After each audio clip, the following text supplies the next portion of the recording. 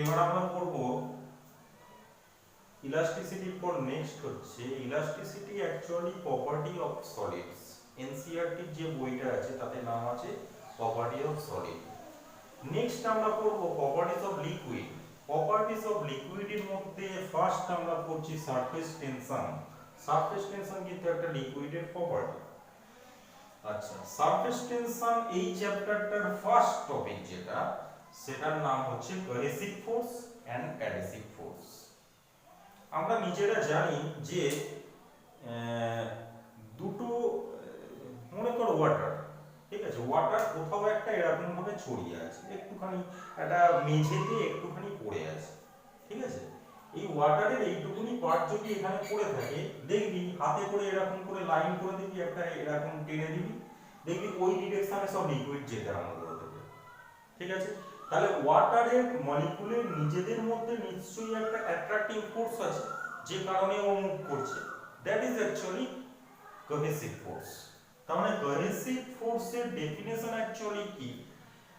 যা force between the molecules of same kind, same কাইন্ডের, মানে ওয়াটারের মলিকুল ওয়াটারকে যে অ্যাট্রাক্ট করছে, বা যে কোনো একটা মেটেরিয়ালের ওর নিজের মলিকুলকে নিজের মলিকুল যেটা অ্যাট্রাক্ট করছে, that is intermolecular force in between the molecules of same kind, ঠিক আছে, এটার নাম হচ্ছে কোহেসিভ ফোর্স।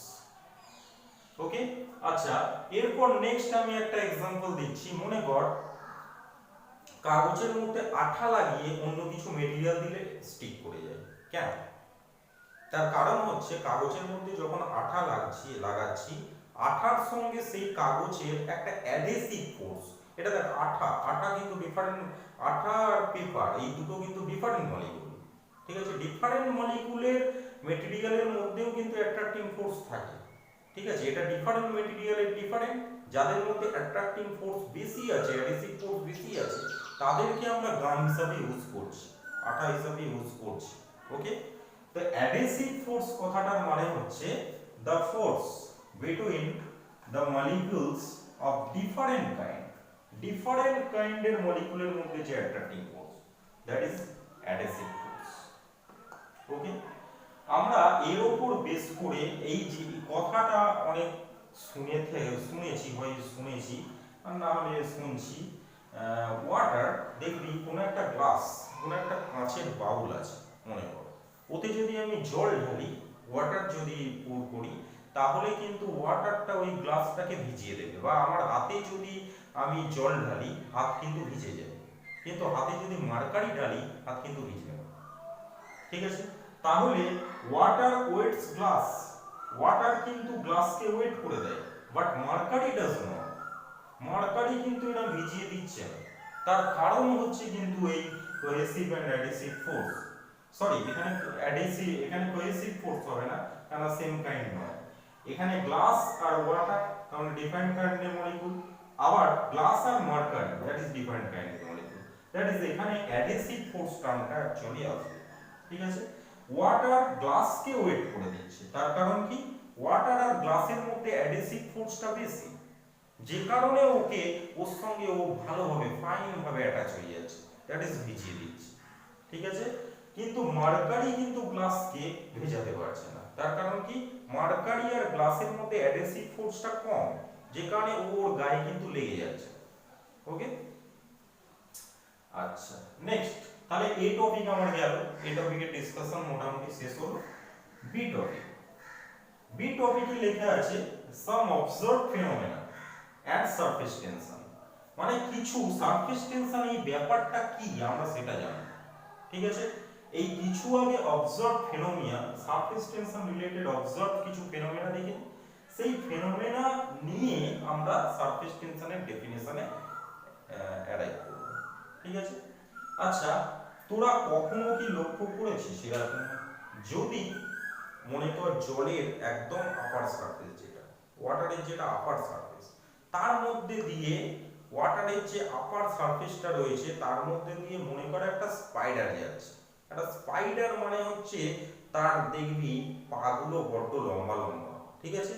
ওই পাগুলো যখন মানে বা আচ্ছা স্পাইডার যাওয়া হয়তো ওয়াটারে দেখিস অনেকে, ওয়াটারের মধ্যে মনে কর একটা তুই নিপ মানে একটা আলপিন, একটা লম্বা লম্বা যে আলপিন গুলো হয়, আলপিন গুলো জাস্ট এরকম ইনসার্ট করবি, দেখবি শুধু আলপিনের ওই ওয়াটারের ওইটুকু পার্ট ডিপ্রেস হয়ে যাবে, বাকি বাকি যে পার্টটা একটা স্ট্রেট মেমব্রেন লাইক বিহেভ করবে। একটা একটা মেমব্রেনকে যদি স্ট্রেচ করে রেখে দিস, তার আলপিনটা এক জায়গায় ঢোকালে শুধু সেইটুকু অংশ ডিপ্রেস হবে, বাকি অংশ কিন্তু টান টান থাকে। ঠিক সেই রকম বিহেভিয়ার কিন্তু ওয়াটারের বা যে এনি লিকুইড সারফেসও দেখা যাচ্ছে। ঠিক আছে, তাহলে নাম্বার 1 ফেনোমেনা আমরা অবজার্ভ করেছি, যেটা liquid surface behaves like a stretched membrane. Number 2, number 1 গেল। Number 2, liquid drops. আমরা সব সময় লিকুইড ড্রপস বা রেন ড্রপ, যে লিকুইডের যে ড্রপটা, why they are spherical in shape always, ঠিক আছে, এরা কিন্তু সবসময় স্ফেরিক্যাল শেপের হচ্ছে। তার কজ কি? তার কারণ হচ্ছে, মনে কর একটা একটা কোনো ভলিউমের ওয়াটার নিলি, ঠিক আছে, কোনো একটা একটা পার্টিকুলার ভলিউমের ওয়াটার নিয়ে আর তুই যদি স্ফেরিক্যাল শেপ দিস থাকে আর যদি কিউবয়েড শেপ দিস, এই দুটোর মধ্যে এরিয়া মিনিমাম কিন্তু হবে, এরিয়া মিনিমাম কিন্তু হয় এই স্ফেরিক্যাল শেপে। ঠিক আছে, একটা কিউবয়েড একটা কিছু অ্যামাউন্ট নিয়ে কিউবয়েড শেপ দিলাম, একটা কিছু ওই সেম অ্যামাউন্ট ভলিউমের লিকুইড নিয়ে আমি যদি স্ফেরিক্যাল শেপ দিই, এই দুটোর মধ্যে এরিয়া মিনিমাম কিন্তু লিকুইড এই স্ফেরিক্যাল শেপের। ঠিক আছে, তো তার মানে একটা লিকুইডের মধ্যে আরো একটা নেক্সট আমরা অবজারভেশন দেখছি যে liquids drop spherical in shape. তার মানে কি, যে কোনো লিকুইড ড্রপ মানে তার এরিয়াকে কন্ট্রাক্ট করতে চায়, এরিয়াটা মিনিমাম সেইটা চাই। ঠিক আছে, এই দুটো শেপের মধ্যে এরিয়া মিনিমাম, তাই এর শেপ কিন্তু এরকম। Okay, next number 3, hairs of painting brush. একটা পেন্টিং ব্রাশ, মনে কর পেন্ট, একটা বালতির মধ্যে কিছু পেন্ট রাখা আছে, ওই পেন্টিং ব্রাশ যেগুলো দিয়ে পেন্ট করে, সেই ব্রাশটা ডুবিয়ে প্রথম ডোবাবি, তারপর তোলার সময় যখন পেন্টিং ব্রাশটা ডুববি, দেখবি সেই হেয়ার গুলো সব স্টিক করে গেছে, একসাথে কাছাকাছি চলে এসেছে। তার কারণ কি, পেন্টিং ব্রাশ তুই যখন ডোবাচ্ছিস তখন তার মধ্যে পেন্টের কোনো ফিল্ম তৈরি হয়নি। যখন ওয়াটার বা কোনো লিকুইডের মধ্যে ব্রাশটাকে ডুবিয়ে দিবি, তখন একটা লিকুইডের মধ্যে, সেই লিকুইড বা পেন্টের মধ্যে একটা লিকুইড ফিল্ম এর ফর্মেশন হয়, বা পেন্ট একটা ফিল্মের ফর্মেশন হচ্ছে, বা ওয়াটার ফিল্মের ফর্মেশন হচ্ছে। সেই ওয়াটার ফিল্মটা কি চাইছে, তার এরিয়া কন্ট্রাক্ট করা। ঠিক আছে, তার এরিয়া কন্ট্রাক্ট করা, আর এরিয়া কন্ট্রাক্ট করার এই প্রপার্টিটার জন্যই ওই পেন্টিং ব্রাশের হেয়ারগুলো স্টিক করে যাচ্ছে। আমরা এরিয়া কন্ট্রাক্ট করার একটা টেন্ডেন্সি দেখছি, স্ট্রেচ মেমব্রেন লাইক একটা বিহেভিয়ারের অবজারভেশন আমরাও দেখছি। ঠিক আছে, নেক্সট নাম্বার 4 এ আছে যেটা irregular movement of a bit of comfort. ঠিক আছে, একটা ক্যাম্ফরের একটা এক টুকরো যদি আমি একটা কোনো লিকুইড সারফেসের উপর জাস্ট দিয়ে দিই, দেখি ওই ক্যাম্ফরটা ইররেগুলারলি যে কোনো ডিরেকশনে, এরকম যে কোনো ইনস্ট্যান্ট যে কোনো ডিরেকশনে মুভ করছে। ঠিক আছে, এই ফেনোমেনাটা কেন হচ্ছে, তার কারণ এই লিকুইড সারফেসের মধ্যে যখনই আমি এরকম একটা ক্যাম্ফরের ড্রপ দিয়ে দেবো, এর মধ্যে এদিকে ফোর্স এদিকে ফোর্স এদিকে ফোর্স, ডিফারেন্ট ডিরেকশনে ফোর্স দিয়ে এই সবগুলো ফোর্সের অ্যাকশনে ওর যেদিকে একটা নেট ফোর্স অ্যাক্ট করবে সেই ডিরেকশনে ও মুভ করবে। তার মানে সোজা কথা, একটা বড় কোনো জিনিস হলে এর লেফটে আর রাইটে টোটাল অ্যামাউন্ট অফ ফোর্স কিন্তু ইকুয়াল হয়, সে কারণে ও কোনো দিকে মুভ করে। ঠিক আছে, একটা যখন বডিটা একটা বড় মানে শেপে ফাইনাইট শেপের, কিন্তু যখন একটা বিট অফ কমফর্ট মানে একটা ছোট্ট জিনিস, সেই ছোট্ট জিনিসটার উপর কিন্তু একটা আনব্যালেন্সড ফোর্স আছে, সেই আনব্যালেন্স ফোর্সের জন্য আমরা এখানে ইররেগুলার মুভমেন্টটা দেখছি।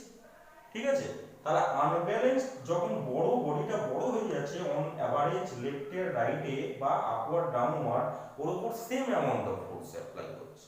ঠিক আছে, সেম অ্যামাউন্ট অফ ফোর্স আছে বলি ও কিন্তু ব্যালেন্স কন্ডিশনে থেকে যাচ্ছে, ওই পজিশনটাই থেকে যাচ্ছে, ঠিক আছে। কিন্তু ইন কেস অফ ক্যাম্ফর এই যেহেতু ছোট, তাই লেফট সাইডের যে ফোর্সটা রাইট সাইডের ফোর্সের সঙ্গে একটু শিফট হচ্ছে, ঠিক আছে, যে কারণে একটা আনব্যালেন্স ফোর্স এর উপর অ্যাক্ট করছে, আর আনব্যালেন্স ফোর্সটা নেট ফোর্স যে ডিরেকশনে অ্যাক্ট করছে সেই দিকেই ও মানে সেই দিকেই ও যাচ্ছে। ওকে, তাহলে এই অবজারভেশন গুলো আমাকে কি বলে দেয় যে সারফেস টেনশন, এই সবকটা অবজারভেশন হচ্ছে কিন্তু আমার সারফেস টেনশনের জন্য। তাহলে সারফেস টেনশন অ্যাকচুয়ালি আমাদের কি স্ট্রেচ মেমব্রেন লাইক বিহেভিয়ার দিচ্ছে। Surface tension actually spherical shell area contract করার চেষ্টা করছে, এই নাম্বার 2 আর 3 ফেনোমেনা বলছে। আর সারফেস টেনশন আরেকটা কি করছে, একটা আনব্যালেন্সড ফোর্স জেনারেট করছে, ঠিক আছে। এই দিয়ে আমরা সারফেস টেনশনের নেক্সট ডেফিনেশনে আসব। মনে কর এখানে একটা কন্টেনার আছে, এই কন্টেনারের এইটা হচ্ছে ফ্রি সারফেস, এই লিকুইডটার ফ্রি সারফেস। এখানে আমি একটা লেন্থ নিলাম, ঠিক আছে, এই লেন্থ, ঠিক আছে। তাহলে দেখ সারফেস টেনশনের ডেফিনেশন দেখ, আচ্ছা এইটাই পরে আসছে, একটু পরে আসছে, এটা ম্যাথমেটিক্যাল ডেফিনেশনে আসবে। সারফেস টেনশনের ম্যাথমেটিক্যাল ডেফিনেশনে অ্যাকচুয়ালি এই জায়গাটা যাবে। তাহলে surface tension is a property of a liquid. Surface tension একটা লিকুইডের property, by virtue of which the surface of a liquid behaves like a stretched membrane or tends to occupy a minimum surface area, তাই না। একটা surface tension of a liquid কি একটা property, surface tension হচ্ছে liquid একটা property. ওই liquid প্রপার্টির জন্য ও কি করছে, ওর মিনিমাম স্পেস অকুপাই করতে চাইছে, মিনিমাম এরিয়া অকুপাই করতে চাইছে, অথবা ও স্ট্রেচ মেমব্রেন লাইক বিহেভিয়ার করছে। ওকে, এবার এই কন্টেনারে এখানে আয়, এই কন্টেনারের মধ্যে মনে কর এই ফ্রি সারফেসে আমি একটা লেন্থ নিলাম।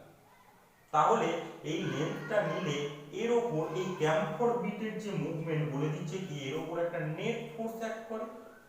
তাহলে এই যে নেট ফোর্স যেটা অ্যাক্ট করছে, মনে কর এই এই যে লেন্থটাকে আমি নিলাম, এটা কিন্তু একটা ইমাজিনারি লেন্থ, এটা কিন্তু কোনো আমি কিন্তু এমনি একটা নিয়েছি লেন্থ ইমাজিনারি, ঠিক আছে। এখানে কিন্তু লেন্থ বলে কিছু নেই, অ্যাকচুয়ালি রিয়েলি নেই, ঠিক আছে। আমরা অ্যাজিউম করেছি এখানে একটা লেন্থ আছে। তাহলে আমরা যদি অ্যাজিউম করি এই লেন্থটা আছে, মনে কর এল লেন্থের এই মানে এরকম একটা লাইন ইমাজিন করেছি, এই এল লেন্থের লাইনের ওপর বিট ক্যামফর বিটের মুভমেন্ট কি বলছে, এর ওপর একটা ফোর্স অ্যাক্ট করে, ঠিক আছে। এই ফোর্স যেটা অ্যাক্ট করছে সেটা এল লেন্থের উপরে ফোর্স অ্যাক্ট করছে, তাহলে ইউনিট লেন্থের উপর কত ফোর্স অ্যাক্ট করছে, এফ বাই এল, ঠিক আছে। এই যেটা এই যে টেনশনাল ফোর্সটা এলো, যেটা এই লিকুইডের ফ্রি সারফেসে ট্যানজেনশিয়ালি অ্যাক্ট করছে, এই এর যদি ডিরেকশন জিজ্ঞেস করে সারফেস টেনশনাল ফোর্সের ডিরেকশন কি, বলতে হবে tangential to the liquid surface. Okay, তাহলে এই ফোর্সের ম্যাগনিটিউড কেউ যদি জিজ্ঞেস করে, তাহলে আমি যদি এখানে ইমাজিনারি লেন্থ একটা এল নিই, তাহলে এল লেন্থের উপরে ফোর্স অ্যাক্ট করছে, ইউনিট লেন্থের উপর কত, এফ বাই এল।